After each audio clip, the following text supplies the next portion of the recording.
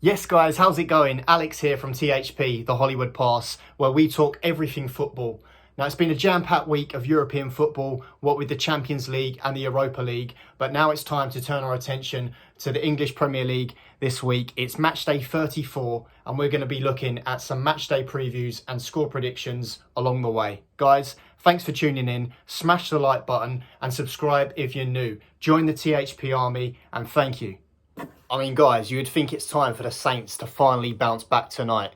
They've lost their last 3 games at home in the Premier League to Leicester City with an aggregate score of 15-2. 15-2.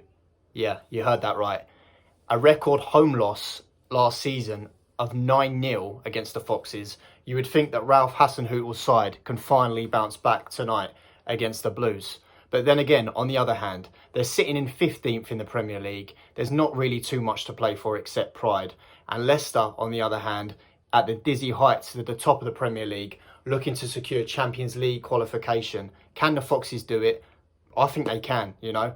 They've got a great setup at the King Power Stadium. I think they're under great ownership. They were kept out of this Big Six because, you know, they're not one of the big boys. But really, in reality, they are. Leicester have got it going down at the King Power. They've got some really, really talented young players mixed with a good balance of experience. You got Vardy, Iheanacho, Harvey Barnes, Dennis Pratt, Yuri Tielemans. It really is popping at Leicester and they're really one of my favourite teams in the Premier League as a neutral. Southampton, on the other hand, they've done really well this season also. Ralph Hasenhüttl has sort of solidified the team a little bit more. They're playing well together.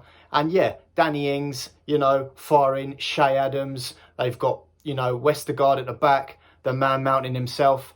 And yeah, I think Southampton have got a good chance tonight, but it's just interesting to see what Southampton's going to turn up. Leicester, they've got more quality, let's face it. And there has been speculation in the news over the last week with their manager, Brendan Rodgers, who's been in the frame maybe for the Tottenham job. There's been a lot of speculation there. Obviously, Tottenham Hotspur managerless at the moment, being caretaker managed by Ryan Mason, the former player who had to retire early, unfortunately.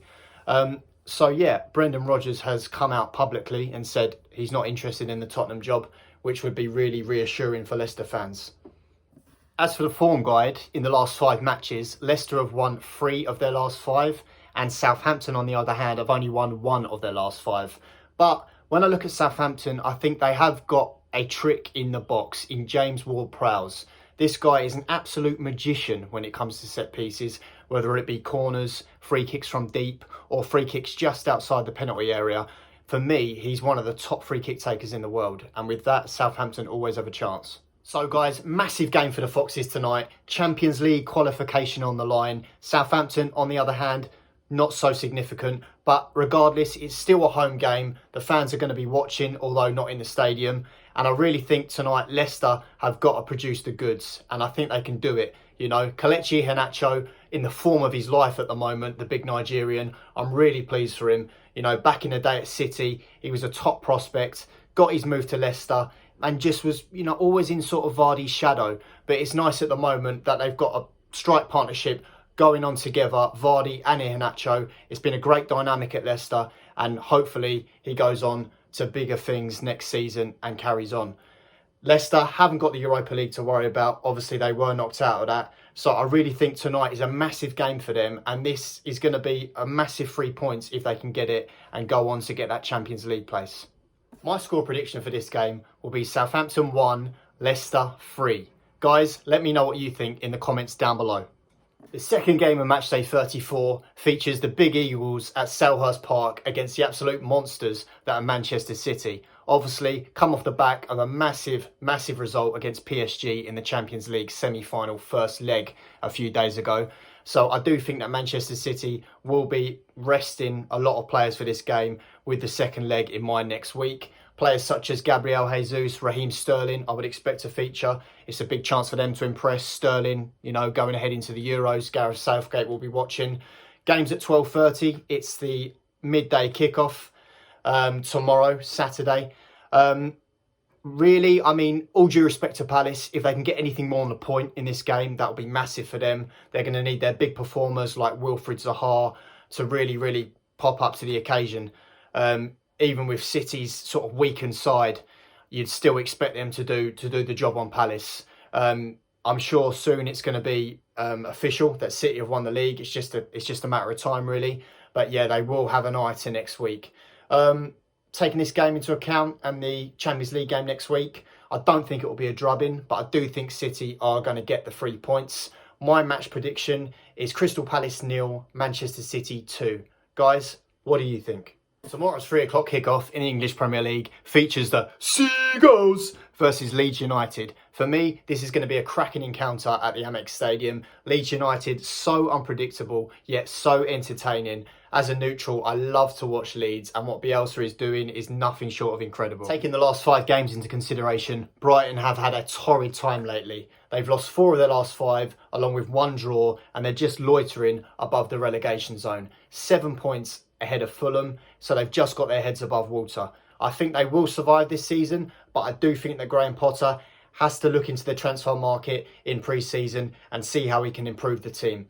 I do like his philosophy, and I do think Brighton play some good stuff, but unfortunately they have given away a lot of points late on this season, and they have had that lack of cutting edge.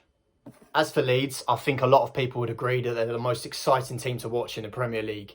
You just never know what you're going to get with them. On one hand, they haven't got the most technical players in the world, but you know that they can turn up and play like prime Barcelona. They've got players like Bamford, they've got Hernandez, Luke Ayling. You know, all these players always put in solid performances, and it's great to see Leeds back in the top flight where they belong, in my opinion. They've got a massive stadium, they've got a massive fan base, and I can't wait until fans are allowed back in so the Leeds fans can start getting that atmosphere going again and rocking Ellen Road.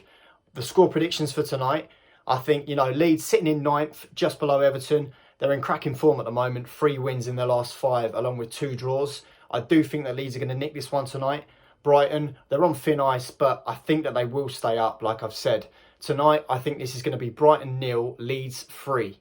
Guys, what do you think? Again, comments down below. Let's do this. Tomorrow's 5:30 kickoff in the English Premier League features a London derby. It's Chelsea versus the Cottagers, Fulham, at Stamford Bridge. Chelsea come off a brilliant result midweek in the Champions League in Madrid. It's a 1-1 draw against Real Madrid.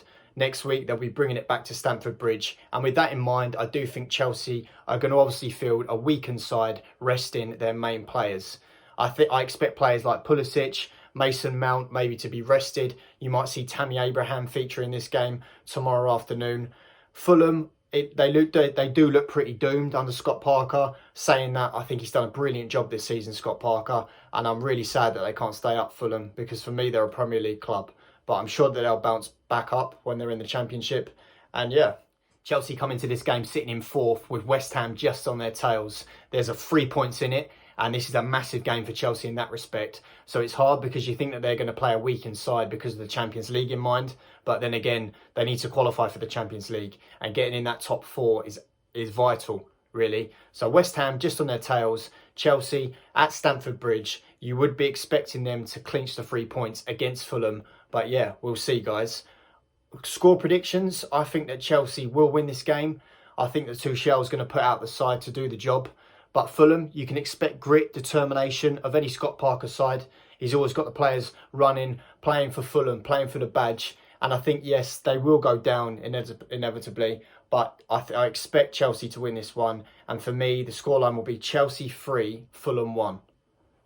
Tomorrow's evening kickoff at 8 o'clock features Everton and Aston Villa, which is from Goodison Park. In my opinion, both sides have had a fairly solid season. Everton started with such promise but fizzled out. And Aston Villa, on the other hand, I think have done very well under Dean Smith. I think they've got a great crop of talented players together now at Villa, both with experience and a balance of youth coming together. I think Villa could potentially be a great force next season.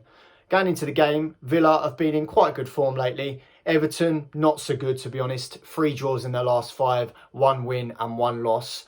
Currently sitting in 8th, so they will be looking to secure that Europa League spot.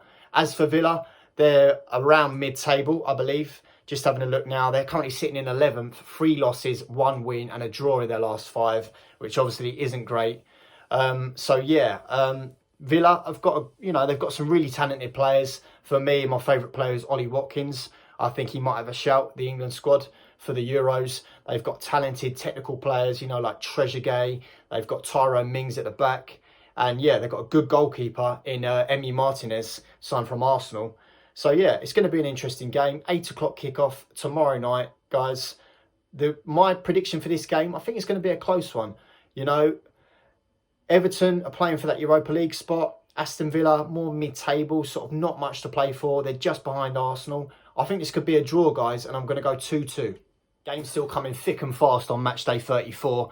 And the second game on Sunday afternoon is a 4:30 kickoff UK time between Manchester United and Liverpool. An absolute gargantuous game at Old Trafford, and for all different reasons. I mean, Man United obviously got their Europa League semi-final second leg in mind next week. But I mean, it's a foregone conclusion, isn't it, guys? 6-2 against Roma at Old Trafford yesterday. A quite incredible result. I couldn't believe it. Cavani, Pogba, Greenwood, Fernandes. Man United were on fire yesterday and they absolutely blew the Italians away. Not a nice return for Chris Smalling, the former Maidstone boy. So yeah, Liverpool, it's been a really, really difficult season for them. Some, they've had a bad season trying to retain their Premier League title. Some say the worst, retaining champions ever. But obviously they've been very unlucky with injuries. Virgil van Dijk, Joe Gomez, the list goes on, to be honest. And some really, really important players that they've suffered injury setbacks. So with this in mind, Liverpool aren't in any European competition at the moment. Obviously knocked out by Real Madrid, who are obviously playing Chelsea now. I do think this will be a close one. But saying that, because United have got that 6-2 lead for the Europa League, I do think that they've got some more flexibility in the team that they can put out. And I think it will be a close encounter. I think it's going to be a draw, guys. And I'm going to go, I think there'll be some goals as well. I'm going to go with 2-2. And I definitely can feel a Bruno penalty coming on. The last game of Sunday evening on the 2nd of May at 7:15 kickoff UK time features the boys, the Spurs boys, Tottenham Hotspur. They're at home at their brand new stadium against Sheffield United. This is, it's kind of like it's an end of season party, really. Spurs, it's not been a great season for them. Obviously, in the media a lot lately with the European Super League. Daniel Levy, Jose Mourinho leaving. Was he sacked? Did he walk away? And Ryan Mason in charge at the moment. A quite unique situation where he's just come into the team. He's managing in the Carabao Cup final. I don't think Ryan Mason's going to be there for the long haul, but fair play to him for taking the boys and, giving his all, the former Tottenham player. As for Spurs, still looking to get in a manager, so it's going to be interesting to see how that one unfolds. Sheffield United, on the other hand, it's been a miserable season for them. Chris Wilder, who took them to a mid-table finish last season, amazingly, has obviously been sacked, and they're currently under caretaker charge as well.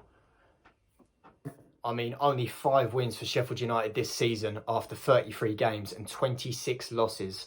I mean, yeah, they haven't really got a chance. But against Tottenham, you just never know. Because I think Sheffield United could pull off a shock result in this one. They are away in North London. But I could see Sheffield United nicking it 1-0 and David McGoldrick taking the points for the Blades. Monday Night Football.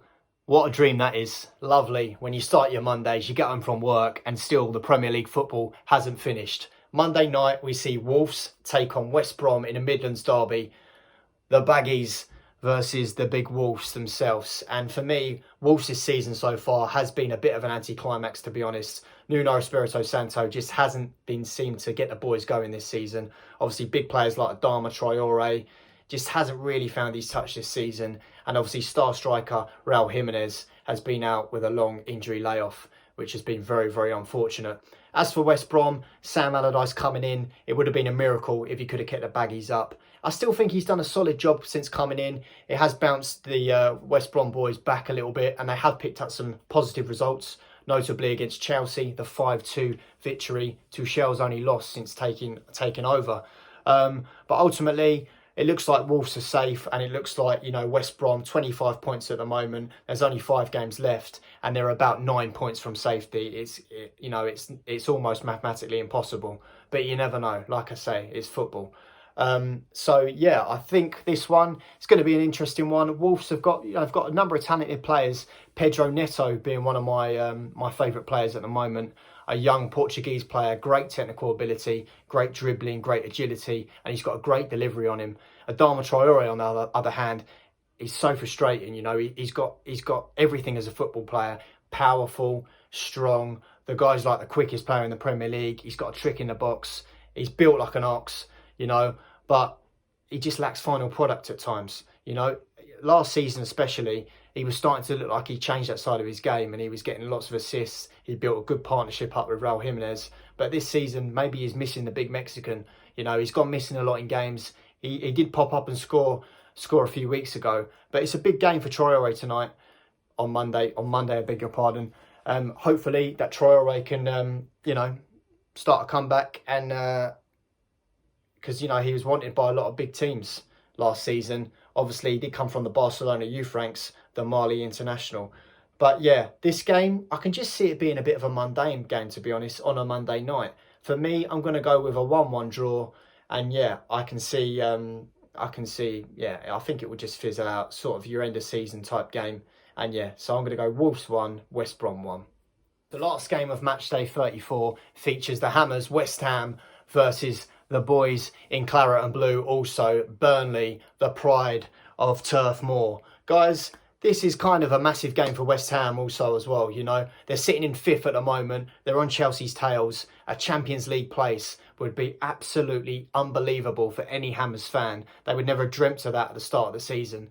Fair play to David Moyes. He's really turned things around. And also fair play to Sean Dyche. You know, it's a solid season by Burnley so far. You can never expect much by the boys from Turf Moor.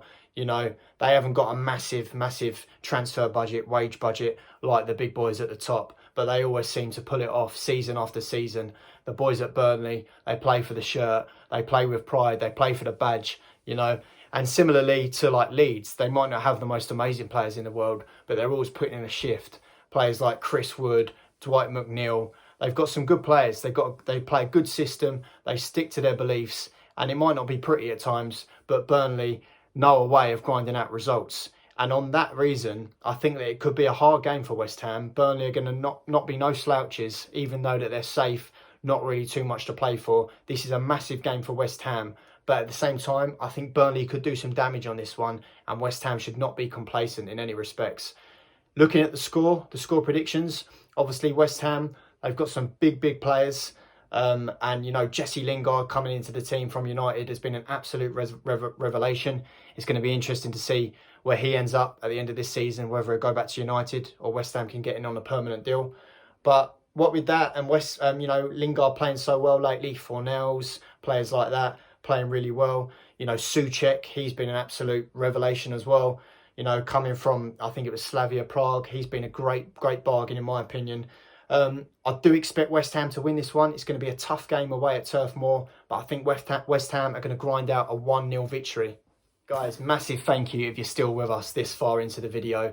It's been a bit of a marathon, a massive bumper fixture list this weekend in the English Premier League. I want to thank all you guys. Smash the like button if you enjoyed this one. And more importantly, guys, please let me know in the comments down below, what are your score predictions for all of these games? I'm interested to see. We'll see how many that we can get right. I'm going to be putting all of my score predictions that I've said in this video in the comments down below, guys, and we can compare what we think. Guys, if you enjoyed the video, please smash the like button and help me get started out on my journey. I want everyone to be part of this. I'm passionate about football and I want to share that with all of you guys. So yeah, subscribe if you're new, and guys, be sure any content ideas that you want to see in the future, I hope this to be a regular thing. Obviously we're at the rear end of the season now, but the Euros is fast approaching. I'm really excited, getting back to some normality now with COVID, and hopefully we can see some stadiums packed out next season. Hey, got to think optimistic, guys. Thanks for tuning in once again. Take care and peace.